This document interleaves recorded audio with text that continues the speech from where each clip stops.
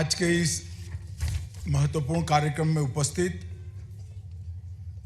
तेलंगाना की गवर्नर महामहिम तमिलसाई सौंदरराजन जी, एकेडमी के निर्देशक श्री एएस राजन, संयुक्त निर्देशक श्री अमित गर्ग जी, और आज जिनकी दीक्षा समाप्त होकर आईपीएस की महान परंपरा के साथ जुड़ने जा रहे हैं, वो 74 RR के सभी नौजवान साथियों, आप सब के लिए एक महत्वपूर्ण बात है कि आप सब जब यहाँ से दीक्षांत उपरांत चले जाएंगे तब आप अमृत काल की बैच कहलाएंगे, क्योंकि ये हमारा आजादी का अमृत वर्ष है। हमारी आजादी के 75 साल समाप्त हुए हैं और उस वर्ष में जो बैच आज देश की आंतरिक सुरक्षा के लिए सेवा में जा रही है, वो अमृत काल की बैच के आप सभी सदस्य माने जाएंगे। वो हमेशा के लिए आप सभी के लिए गौरव की बात होगी। साथियों, हमने 7 दशकों में आंतरिक सुरक्षा के क्षेत्र में कई उतार चढ़ाव देखे हैं, कई चुनौतियों का सामना किया है, और वो चुनौतियों का सामना करते करते लगभग 36,000 से ज्यादा पुलिस कर्मियों ने अपना सर्वोच्च बलिदान दिया है। मैं यहां आने से पहले प्रतीकात्मक रूप से शहीद आईपीएस जवानों के शहीद स्मारक पर गया और शहीद आईपीएस जवानों के साथ साथ उन सभी 36,000 पुलिस कर्मियों को मैंने आप सबकी ओर से श्रद्धांजलि दी है, जिन्होंने अपना सर्वोच्च बलिदान देश के आत्मसम्मान और उसकी आंतरिक सुरक्षा की रक्षा के लिए लिया है। भारत की आंतरिक सुरक्षा की स्थिति से एक पीछे मुड़कर 75 साल का विहंगावलोकन करते हैं तो वायलेंट से लोकल, वाइब्रेंट और अब ग्लोबल तरीके से हमारी आंतरिक सुरक्षा की परिस्थितियां बनती जा रही हैं। और मुझे विश्वास है कि जिस प्रकार से इस एकेडमी में आपकी शिक्षा दीक्षा हुई है, जिस प्रकार की ट्रेनिंग आप सभी को यहां पर दी गई है, देश के सामने आने वाली, उभरने वाली हर चुनौती का सामना करने के लिए आप सक्षम भी हो, सुसज्ज भी हो और समर्पित भी हो।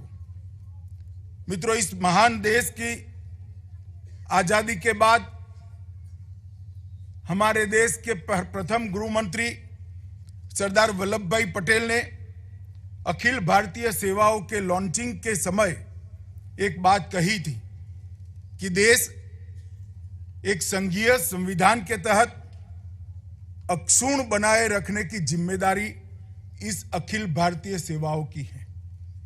आज से आप भी ये अखिल भारतीय सेवाओं की महान परंपरा के एक अभिन्न अंग बन रहे हो। सरदार पटेल का ये वाक्य, वो लौह पुरुष, वो मनीषी का ये वाक्य आपके जीवन का ध्रुव वाक्य बनना चाहिए कि देश को एक संघीय संविधान के तहत अक्षुण्ण बनाए रखने की हम सबकी जिम्मेदारी है। मित्रों, सरदार पटेल ने इस कॉलेज की स्थापना के वक्त ये कहा था कि ये कॉलेज भारत में अपनी तरह का पहला संस्थान है। पीछे मुड़कर देखने पर इसकी कोई मिसाल नहीं मिलती है, लेकिन भविष्य की पीढ़ियों के लिए यह एक प्रेरक उदाहरण बनेगा। इसे अपने साथ दूसरों का भी निर्माण करना है। इसे अपने छात्रों के बीच वो प्यार और सम्मान पैदा करना है जो एक समय में शैक्षिक संस्थान का गौरव और विरासत हुआ करता था।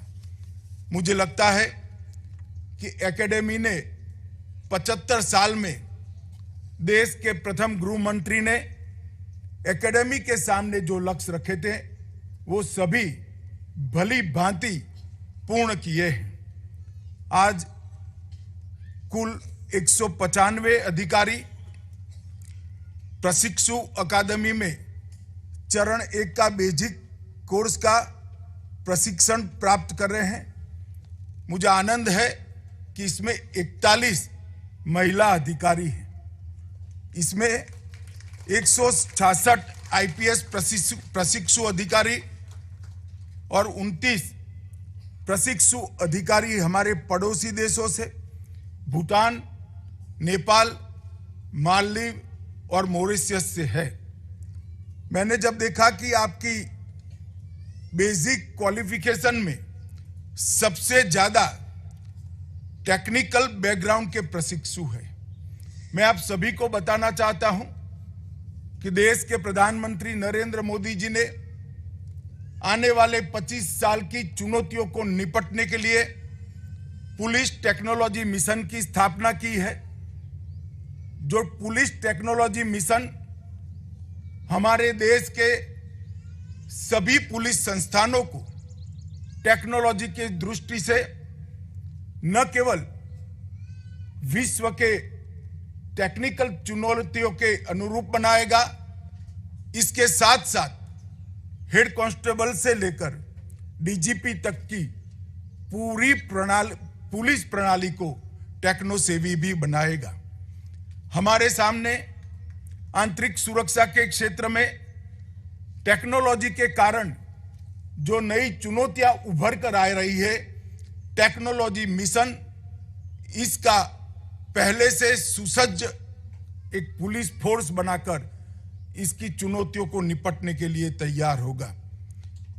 मैं एकेडमी को भी बधाई और साधुवाद देता हूं कि इन्होंने कैडर भाषा और कैडर के अध्ययन पर पर्याप्त ध्यान दिया है। मित्रों, हमारे प्रधानमंत्री नरेंद्र मोदी जी ने आजादी के अमृत वर्ष में जब आजादी की शताब्दी मनाई जाएगी 2047 में, तब एक लक्ष्य रखा है देश की जनता के सामने कि 25 साल संकल्प लेकर संकल्प को सिद्ध करने के, संकल्प सिद्धि के 25 साल है, अमृत काल के 25 साल है। और जब देश आजादी की शताब्दी मनाएगा, हर क्षेत्र के अंदर देश विश्व में सर्वप्रथम होगा। ये आशावाद और ये लक्ष्य, इसकी परिपूर्ति हर एक भारतीय नागरिक की जिम्मेदारी और कर्तव्य दोनों है। और जब आप यहां से आईपीएस बनकर जा रहे हो, तब आप सभी की इसकी विशेष जिम्मेदारी है, क्योंकि अच्छी कानून और व्यवस्था और अभेद आंतरिक सुरक्षा, इसके बगैर कोई राष्ट्र महान नहीं बन सकता। विकास की नींव ही नागरिक अधिकारों की रक्षा, कमजोर से कमजोर नागरिक के अधिकार की रक्षा, उसके प्रति तंत्र की संवेदनशीलता और सभी चुनौतियों का सामना करने वाला पुलिस तंत्र ही एक विकसित राष्ट्र की नींव डाल सकता है।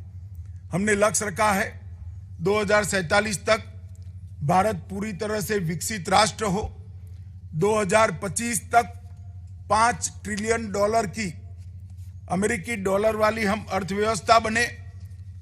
और ये इसलिए संभव दिखाई पड़ता है कि 2014 में हम दुनिया के अर्थतंत्रों की तालिका में 11वें नंबर पर थे। आज महज 8 साल के अंतराल में हम 11वें से 5वीं अर्थव्यवस्था बनकर उभरे हैं। और मॉर्गन स्टैनली का एक अनुमान है कि 2027 तक भारत संसार की तीसरी सबसे बड़ी अर्थव्यवस्था बन जाएगा। आप सब जब यहां देश के संविधान के स्पिरिट को समझकर जा रहे हो, तब एक बात पर मैं आपका जरूर ध्यान दिलाना चाहता हूं। हमारी संवैधानिक व्यवस्था में 3 प्रकार की व्यवस्था बहुत महत्वपूर्ण है। 5 वर्षों में एक बार वोट कर शासन व्यवस्था चुनने वाला नागरिक, 5 वर्षों के लिए इलेक्टेड सरकार जो नागरिकों के चुनने से बनती है, और 30 से 35 वर्षों के लिए सिलेक्टेड ब्यूरोक्रेसी जो देश की सेवा करती है। नागरिक को 5 साल में एक बार वोट का अधिकार है। जो लोग चुनकर आते हैं वो देश के विकास के लिए 5 साल काम करते हैं, बाद में फिर से मैंडेट लेने जाना है। मगर आप जो अखिल भारतीय सेवा और सरकारी सेवाओं में आते हैं, उनको 30-35 साल तक निर्बाध तरीके से देश की सेवा करने का अधिकार मिलता है। इससे आप लोगों को ये हमेशा संज्ञान में रहना चाहिए कि संविधान ने कितने बड़ी जिम्मेदारी आप सबके कंधे पर डाली है। आने वाले 25 साल देश के लिए बहुत महत्वपूर्ण है। महान भारत का सपना जो हमारे आजादी के संग्राम के सेनानियों ने देखा था, वो सपना सिद्ध करने का समय ये 25 साल है। और ये 25 साल आप आईपीएस ऑफिसर के नाते देश की आंतरिक सुरक्षा की जिम्मेदारी संभालते होंगे। मैं ये बात इसलिए आपको कहता हूं कि आपकी जिम्मेदारी बहुत महत्वपूर्ण है। इसका संज्ञान हमेशा आपके मन पर, आपके कर्तव्य पर और आपकी जवाबदेही पर रहना चाहिए। मित्रों, 8 साल पहले के देश की आंतरिक सुरक्षा का परिदृश्य देखें तो 3 बड़े हॉटस्पॉट देश की आंतरिक सुरक्षा की दृष्टि से नासूर बनकर हमारे सामने थे। जम्मू कश्मीर में आतंकवादी घटनाएं, पूर्वोत्तर के अंदर इंसर्जेंसी और वामपंथी उग्रवाद क्षेत्रों में बढ़ती वामपंथी हिंसा। आज हम 8 साल के बाद देखते हैं तो ये तीनों थिएटर में काफी हद तक हमने कंट्रोल पाने में सफलता प्राप्त की है। जम्मू कश्मीर में आतंकवादी घटनाओं में धारा 370 के हटने के बाद बड़ी मात्रा में कमी दिखाई पड़ी है। पूर्वोत्तर के अंदर ढेर सारे उग्रवादी संगठनों से शांति समझौता कर 8000 से ज्यादा कैडर को मुख्य धारा में वापस लाकर राज्य के बीच में सीमा के झगड़ों का निपटान कर और विकास की एक नई बयार पहुंचाकर पूर्वोत्तर में हमने शांति की स्थापना की है और विकास के नए युग की एक शुरुआत हुई है। उधर वामपंथी उग्रवादी क्षेत्रों में भी 2010 में 96 जिले थे, 2021 में घटकर वो 46 रह गए हैं। सिक्योरिटी वैक्यूम भरा है और वामपंथियों के शीर्ष नेतृत्व पर नकेल कसी जा रही है। अभी अभी पीएफआई पर बैन लगाकर एक बहुत सफल उदाहरण हमने दुनिया के सामने पेश किया है। भारत सरकार की एजेंसियों के नेतृत्व में देश भर की पुलिस ने एक साथ एक ही दिन में सफल ऑपरेशन कर पीएफआई जैसे संगठन को बैन कर एक सफलता हासिल की है। यह बताता है कि हमारा लोकतंत्र के प्रति कमिटमेंट कितना सुदृढ़ और मजबूत हुआ है। टेररिज्म के खिलाफ जीरो टॉलरेंस, काउंटर टेरर कानूनों का मजबूत फ्रेमवर्क, एजेंसियों का सशक्तिकरण और दृढ़ राजनीतिक इच्छा शक्ति, इसके कारण टेररिज्म की घटनाओं में काफी कमी देखी जा रही है। हमारी एजेंसियों की वैश्विक भागीदारी भी बढ़ रही है। इंटरपोल जनरल की असेंबली भारत में होना, नो मनी फॉर टेरर में टेररिज्म और टेरर फाइनेंस के विषयों में भारत ने नेतृत्व प्रदान करना, ये वैश्विक रूप से हमारे सिक्योरिटी एजेंसीज की स्वीकृति का परिचायक है। पिछले 3 वर्षों में फॉरेंसिक साइंस यूनिवर्सिटी की स्थापना कर हमने फॉरेंसिक साइंस क्षेत्र में एक्सपर्ट ह्यूमन रिसोर्स और लॉजिस्टिक गैप भरने का प्रयास किया है। जब आप यहां से फील्ड में जाएंगे तब ICJS के रूप में क्रिमिनल जस्टिस के मुख्य स्तंभ अर्थात ई-कोर्ट, ई-प्रिजन, ई-फॉरेंसिक, ई-प्रोसिक्यूशन और crime and criminal tracking network CCTN के साथ आपका जुड़ाव होगा और आपने पुलिसिंग के काम को भी ICJS के साथ जुड़ने का काम करना है। अभी NIA देश के सभी राज्यों में एक्सपांड कर रही है। NIA और NCB का एक्सपांशन अंतर्राष्ट्रीय कक्षा के नारकोटिक्स और टेररिज्म से जुड़े हुए अपराधों पर नकेल कसने के लिए बहुत महत्वपूर्ण कदम है। टेररिज्म, नारकोटिक्स और इकोनॉमिक ऑफेंस जैसे अपराधों पर हम नेशनल डेटाबेस पर भी विकसित कर रहे हैं। इसके साथ साथ फिंगरप्रिंट डाटा नाफीस को भी लॉन्च कर दिया गया है। Indian cyber crime coordination centre I4C की स्थापना हो चुकी है और इसके साथ साथ हाउसिंग, स्वस्थ जवान को फैमिली के साथ ज्यादा समय मिले, इसके लिए भी कई योजनाएं मोदी जी के नेतृत्व में भारत सरकार लेकर आई है। मित्रों, सिक्योरिटी का सिनेरियो बदल रहा है। थ्रेट पैटर्न जो पहले स्टैटिक्स थे आज डायनेमिक रूप में बदल रहे हैं। जियोग्राफिकल थ्रेट्स जो पहले थे, पूर्वोत्तर, वामपंथी उग्रवाद, कम्युनल हॉटस्पॉट, इसकी जगह अब थीमेटिक थ्रेट इमर्ज हो रहे हैं। साइबर अपराध, डाटा का मिसयूज, मिस इन्फॉर्मेशन की वॉर, ये सारे थीमेटिक थ्रेट्स को हमने इसका सामना करना है। सिंगल डायमेंशनल पुलिसिंग की जगह मल्टी डायमेंशनल पुलिसिंग भी अब हमने स्वीकार करना पड़ेगा। पहले आतंकवाद, उग्रवाद और डे टू डे की पुलिसिंग के चैलेंजेस थे, अब मल्टी डायमेंशनल चुनौतियां हमारे सामने हैं। Terror finance, narco terror, information warfare, fourth generation information warfare, ये सब के सामने लड़ाई लड़ने के लिए आप सबको सुसज्ज रहना पड़ेगा। मित्रों, पुलिसिंग को सशक्त करने में आपके लिए गहरी चुनौतियां आगे आने वाली हैं।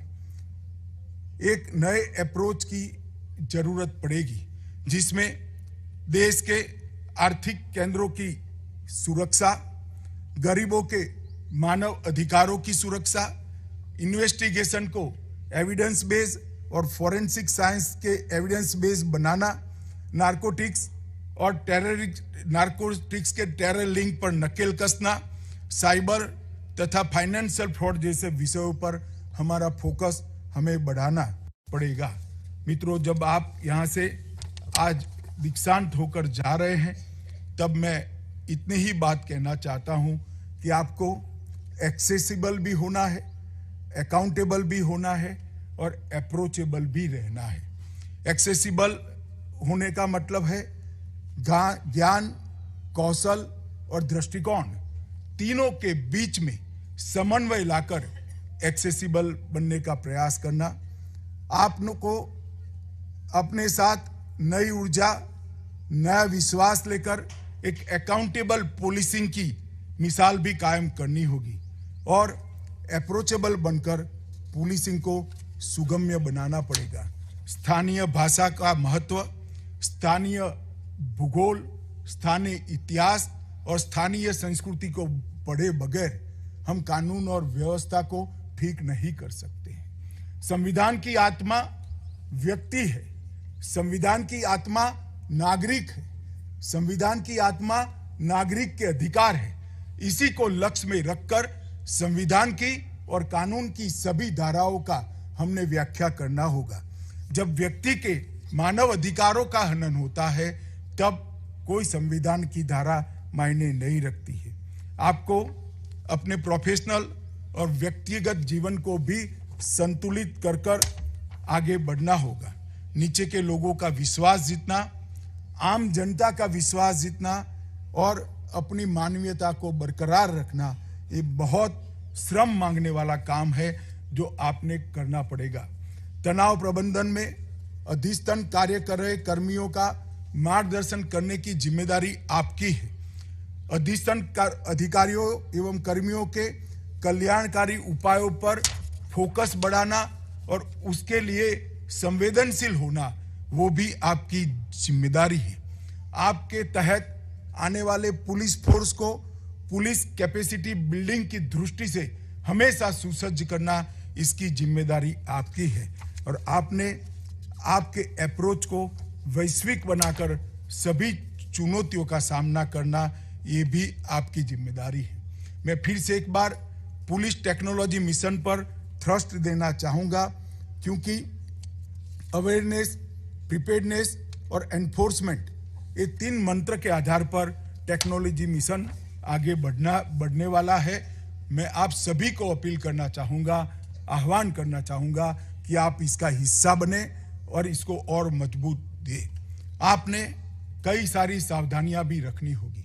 प्रसिद्धि से दूर रहना, मैं मानता हूं पुलिस बल के मुखिया के नाते बहुत जरूरी होता है।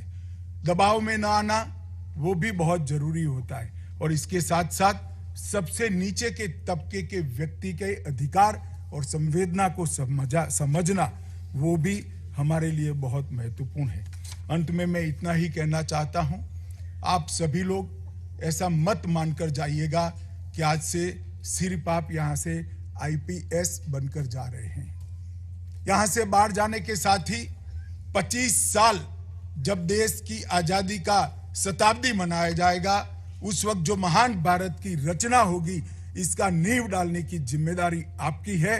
और पूरे कर्तव्य पथ को 75 साल से 100 साल के कर्तव्य पथ को संकल्प से सिद्धि की यात्रा का आंतरिक सुरक्षा की दृष्टि से नेतृत्व करने की जिम्मेदारी भी आपकी है। आइए हम सब साथ मिलकर मोदी जी ने हमारे सामने जो कल्पना रखी है, वो महान भारत की रचना में हम अपना सर्वोच्च योगदान दें और हम देश की एकता और अखंडता के प्रति सदैव समर्पित रहे। आपकी व्यक्तिगत कैरियर के लिए मेरी अनंत शुभकामनाएं आपके साथ है। यहाँ से जब आप पास होकर जा रहे हैं, दीक्षांत होकर जा रहे हैं, तब आपका व्यक्तिगत जीवन और आपकी कैरियर दोनों आकाश की ऊंचाइयों को छुए, ऐसी शुभकामनाएं देकर मेरी बात को समाप्त करता हूं। वंदे मातरम। भारत माता की जय।